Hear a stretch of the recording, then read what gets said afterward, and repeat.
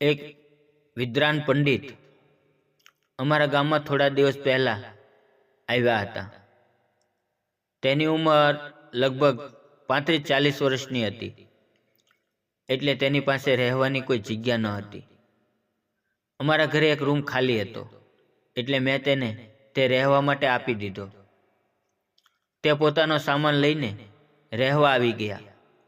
શરૂઆતમાં થોડા સમય તો બધું બરાબર ચાલ્યું, પરંતુ એક દિવસ બપોરે હું તેની માટે જમવાનું લઈને ગઈ, અને જ્યારે હું જમવાનું નીચે મૂકવા જતી હતી તો મારી સાડીનો પલ્લુ નીચે પડી ગયો, અને મેં જોયું કે પંડિતજીની નજર મારા ઉપર હતી.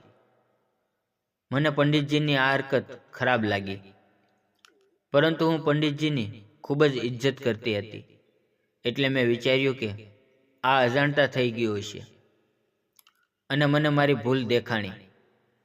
પરંતુ આ મારી મોટી ભૂલ સાબિત થઈ. નમસ્કાર મિત્રો, મારું નામ રિંકલ છે અને હું 32 વર્ષની સુંદર મહિલા છું. મારું ઘર ગુજરાતના નાના એવા ગામમાં આવેલું છે. ત્યાં હું મારા બાળકો સાથે રહું છું, કારણ કે મારા પતિ હીરા બજારનો ધંધો કરે છે, એટલે તે વધારે બહાર રહે છે. એક દિવસ હું બાથરૂમની અંદર કામ કરી રહી હતી. મને એવું લાગ્યું કે કોઈ મને છુપાઈને જોઈ રહ્યું છે. મેં દરવાજો ખોલ્યો તો પંડિતજી દરવાજાની બિલકુલ પાસે ઊભા હતા. મને પંડિતજીની હરકત ઉપર થોડો શક થવા લાગ્યો અને મનમાં એક ડર પણ લાગવા લાગ્યો, પરંતુ મેં પંડિતજીને કાંઈ કહ્યું નહીં. બીજે દિવસે સાંજે હું મારા બાળકો સાથે મારા રૂમમાં આરામ કરી રહી હતી, તો અચાનક રાત્રે 1 વાગ્યે મારી આંખ ખુલી ગઈ. હું મારા રૂમમાંથી બહાર આવી તો મેં જોયું કે પંડિતજીના રૂમની લાઇટ ચાલુ હતી.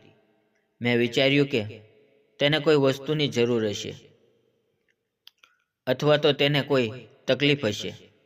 એ જાણવા માટે હું તેના રૂમમાં ગઈ, પરંતુ જ્યારે મેં તેના રૂમનો દરવાજો ખોલ્યો તો પંડિતજી મોબાઈલની અંદર જોતા જોતા પોતાના હાથ આમથી તેમ મારી રહ્યા હતા, અને હું તેને આવી હરકત કરતા જોઈને એકદમ હેરાન થઈ ગઈ. મને ત્યાં ઊભેલી જોઈને પંડિતજી પણ ચોંકી ગયા. તે જલ્દી ઊભા થયા અને મને અંદર લઈ ગયા. તેણે દરવાજો બંધ કર્યો. હું તેના આવા વ્યવહારથી ખૂબ જ ડરી ગઈ હતી.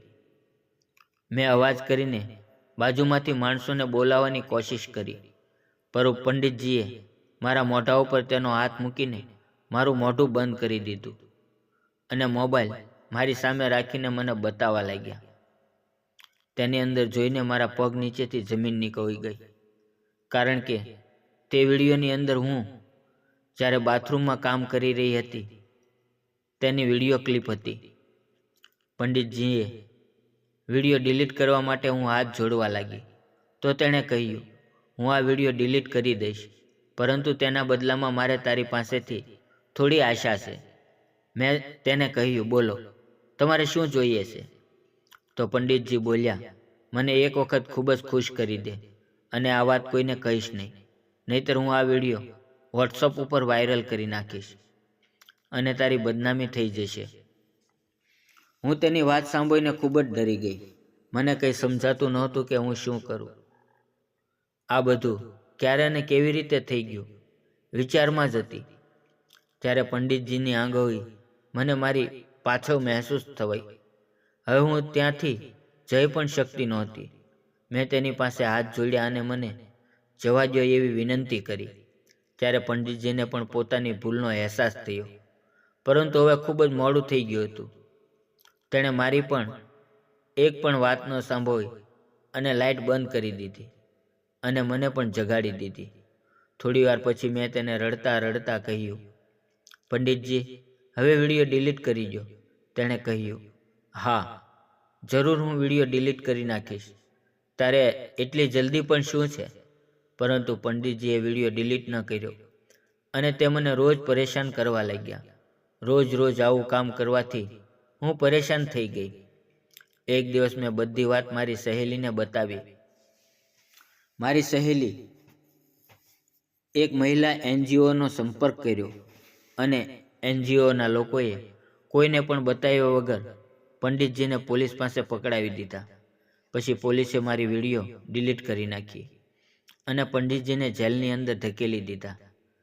આ રીતે મારી બદનામી પણ ના થઈ, પરંતુ પંડિતજીની આવી હરકતથી હું માનસિક રીતે ભાંગી ગઈ અને તેમાંથી બહાર આવતા મને ઘણો લાંબો સમય લાગ્યો.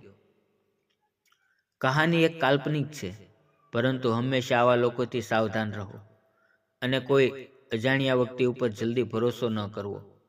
અજાણ્યા વ્યક્તિને પોતાના ઘરે રહેવા ન દેવા. મિત્રો, વિડીયો પસંદ આવ્યો હોય તો વિડીયોને લાઈક અને ચેનલને સબસ્ક્રાઈબ કરો. ફરી મળશું આપણે એક નવા વિડીયોમાં. ત્યાં સુધી આવજો. વિડીયો પૂરો જોવા બદલ આપ સૌ મિત્રોનો ખૂબ ખૂબ ધન્યવાદ.